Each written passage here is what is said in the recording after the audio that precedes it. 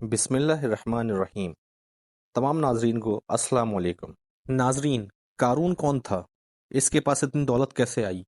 اور قارون کا انجام کیا ہوا؟ آج کی ہماری ویڈیو کا یہی ٹاپک ہے، اور آج ہم آپ کو قارون کی شاہانہ زندگی اور عبرتناک موت کی مکمل داستان سنائیں گے۔ دوستوں، قارون حضرت موسیٰ علیہ السلام کے چچا یا سر کا بیٹا تھا۔ بہت ہی شکیل اور خوبصورت آدمی تھا، اس لیے لوگ اس کے حسن و جمال سے متاثر ہو کر اس کو منور کہا کرتے تھے۔ اس کے ساتھ ساتھ اس میں یہ کمال بھی تھا کہ وہ بنی اسرائیل میں تورات کا بہت بڑا عالم اور بہت ہی ملنسار اور با اخلاق انسان تھا، اور لوگ اس کا بہت ہی ادب و احترام کرتے تھے۔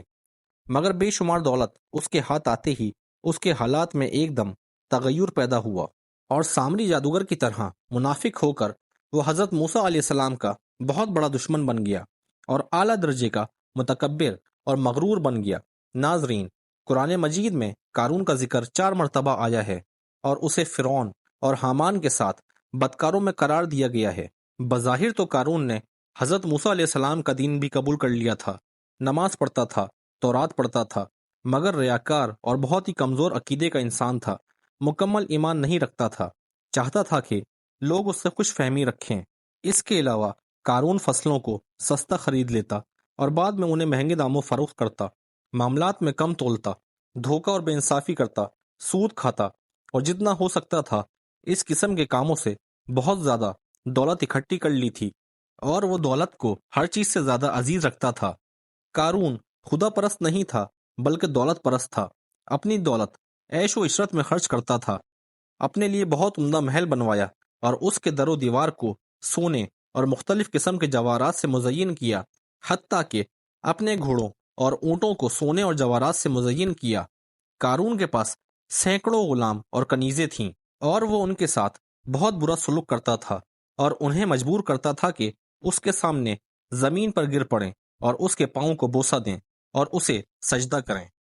ناظرین، قارون کی دولت کے متعلق اللہ رب العزت نے قرآن مجید میں فرمایا ہے کہ اور ہم نے بھی اسے اتنے خزانے دے دیے تھے کہ ایک طاقتور جماعت سے بھی اس کی کنجیاں نہیں اٹھ سکتی تھیں۔ پھر جب اس سے قوم نے کہا کہ اس قدر نہ اتراؤ کہ خدا اترانے والوں کو دوست نہیں رکھتا۔ کچھ روایات میں ہے کہ قارون کے پاس اتنی دولت تھی کہ اس کے خزانوں کی کنجیاں 70 اونٹ اٹھاتے تھے۔ بعض عقلمند مومن قارون کو نصیحت کرتے اور کہتے کہ اے قارون، یہ تمام باغ، یہ سب دولت اور مال کس لیے ذخیرہ کر رہا ہے؟ کیوں لوگوں پر اتنے ظلم ڈھاتے ہو؟ خدا کو کیا جواب دو گے؟ لوگوں کا حق کیوں پامال کرتے ہو؟ غریبوں اور ناداروں کی کیوں مدد نہیں کرتے؟ نیک کاموں میں کیوں قدم نہیں بڑھاتے؟ قارون غرور اور تکبر میں جواب دیتا کہ کسی کو ان باتوں کا حق نہیں پہنچتا، میں اپنی دولت خرچ کرتا ہوں۔ مومن اسے واز کرتے اور کہتے کہ اتنی بڑی دولت حلال سے اکٹھی نہیں ہو سکتی۔ اگر تو نے ناانصافی نہ کی ہوتی اور سود نہ کھایا ہوتا تو اتنا بڑا سرمایہ نہ رکھتا، بلکہ تو بھی دوسروں کی طرح ہوتا اور ان سے کوئی خاص فرق نہ رکھتا۔ ناظرین، قارون جواب میں کہتا، نہیں، میں دوسروں کی طرح نہیں، میں چالاک اور محنتی ہوں، میں نے کام کیا ہے اور دولت مند ہوا ہوں۔ دوسرے بھی جائیں، کام کریں، زحمت اٹھائیں تاکہ وہ بھی دولت مند ہو جائیں۔ میں کس لیے غریبوں کی مدد کروں؟ مگر مومن اس کی رہنمائی کے لیے پھر بھی کہتے کہ تم لوگوں کے حقوق ادا نہیں کرتے جب ہی اتنے دولت مند ہوئے ہو۔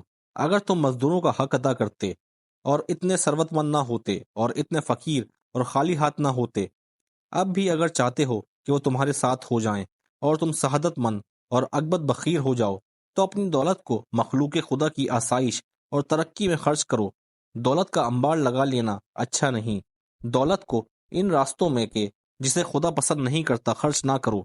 مگر قارون مومنین کا مذاق اڑاتا اور ان کی باتوں پر ہنستا اور غرور سے انہیں کہتا کہ بے فائدہ مجھے نصیحت نہ کرو، میں تم سے بہتر ہوں اور اللہ پر زیادہ ایمان رکھتا ہوں۔ جاؤ، تم اپنا کام کرو اور اپنی فکر کرو۔ دوستوں، جب زکوٰۃ کا حکم نازل ہوا تو اس نے حضرت موسیٰ علیہ السلام کے روبرو عہد کیا کہ وہ اپنے تمام مال سے 1000واں حصہ زکوٰۃ نکالے گا، مگر جب اس نے مال کا حساب لگایا تو ایک بہت بڑی زکوٰۃ نکلی۔ یہ دیکھ کر اس پر ایک دم حرص و بخل کا بھوت سوار ہو گیا، اور وہ نہ صرف زکوٰۃ کا منکر ہو گیا بلکہ عام طور پر بنی اسرائیل کو بہکانے لگا کہ حضرت موسیٰ علیہ السلام اس بہانے تمہارے مال کو لے لینا چاہتے ہیں۔ یہاں تک کہ حضرت موسیٰ علیہ السلام سے لوگوں کو دور کرنے لگا، اور لوگوں کے دلوں میں حضرت موسیٰ علیہ السلام کے خلاف نفرت ڈالنے کے لیے اس نے یہ چال چلی کہ ایک عورت کو بہت زیادہ مال و دولت دے کر آمادہ کر لیا کہ وہ آپ پر بدکاری کا الزام لگائے۔